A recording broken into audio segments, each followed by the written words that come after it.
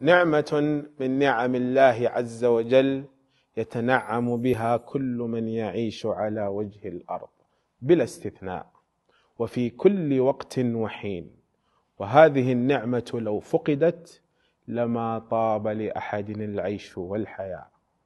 قال تعالى: الله الذي جعل لكم الأرض قرارا والسماء بناء.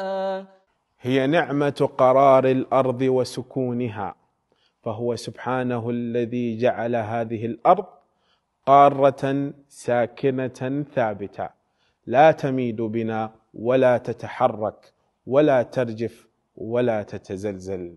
بالله عليك، هل استشعرنا هذه النعمة العظيمة فضلا عن شكرها؟ صدق الحسن البصري لما قال: ما نرفع طرفا ولا نرده إلا وقع على نعمة، فسبحان المنعم.